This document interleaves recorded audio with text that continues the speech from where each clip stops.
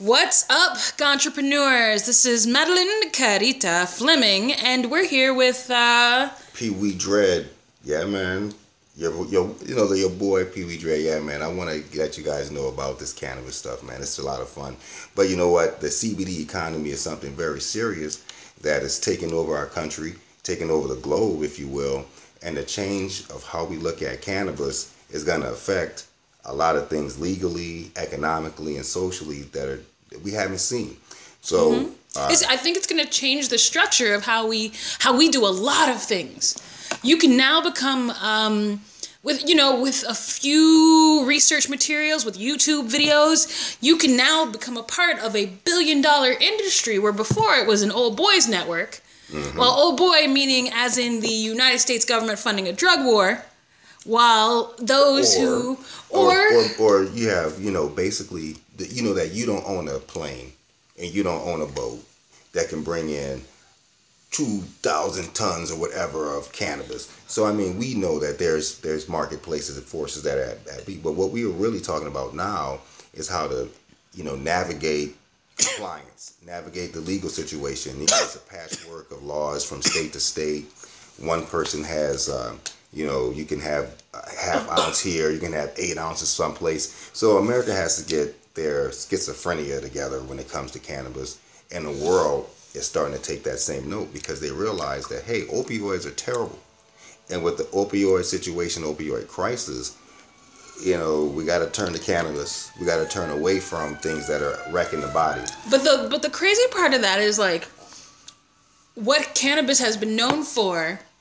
We can now turn to see people like Jeff Sessions saying that somehow the opioid crisis is caused by marijuana instead of the pharmaceutical companies. But that's fear politics. That is fear politics. And I feel like those of us who are cannabis entrepreneurs, I do not work on the legal spectrum of cannabis. I do not actually really deal with, I do deal with cannabis, but not in the terms of me starting a wellness clinic, right, or a grow business, but I'm still benefiting from the cannabis economy because, I do podcasts, I do web series, I do TV shows, I run a store called the 420 24/7, and that just sells cannabis and marijuana related items. So how does that affect your compliance? I mean, your business model, does really capture people that are in the culture. So I think that there's a cultural revolution going on. Of course. That people are now getting woke to, if you will.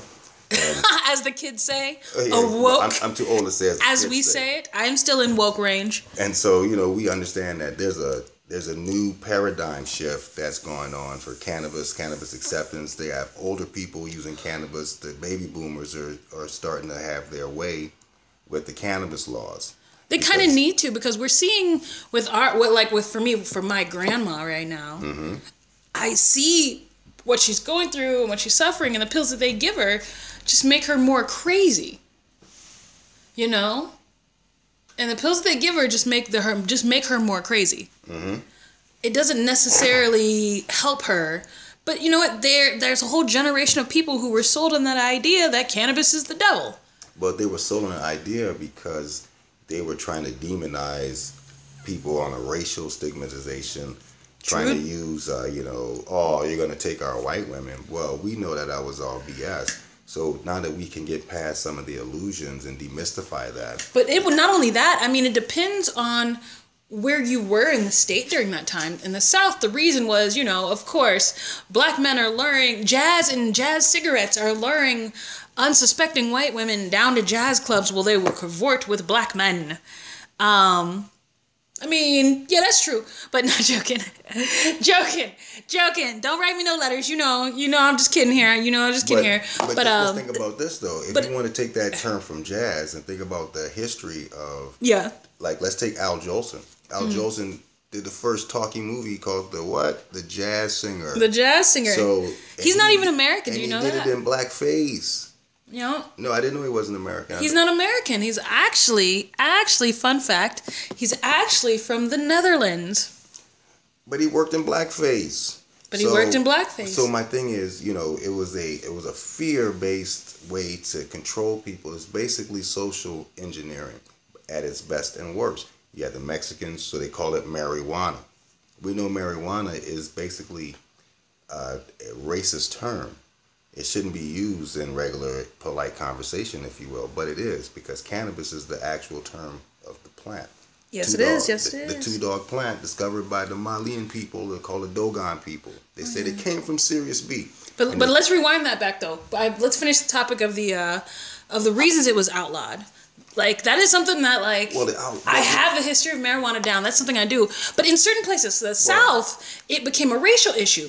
But in places like places that dealt in lumber and paper, it became more of an issue for lobbyists, because you can take hemp and its cousins and cannabis, and you can turn it into food, paper, food, fuel, paper, clothing. So you're basically telling me cannabis is the Nikola Tesla of energy. Yeah. Basically cannabis can be food, fuel. It's safe enough to give to your children if they need it. Cannabis was the cure-all. You can run your car on it because it also becomes an oil. Right. And during that time period, it didn't take long for people who ran the lumber industry to realize the threat that cannabis was.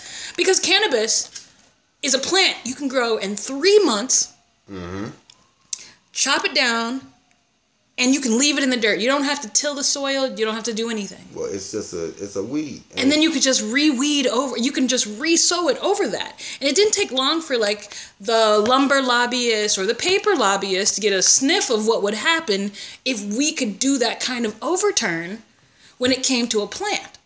And that was some of the reasons there. And a lot of lobbyists, oftentimes it was the same lobbyists, the same lumber, the same whatever lobbyists that would go in other places and have people infiltrate communities and spread whatever rumor worked on the inner tensions of that community in order to keep marijuana illegal. But why would they want to keep it illegal?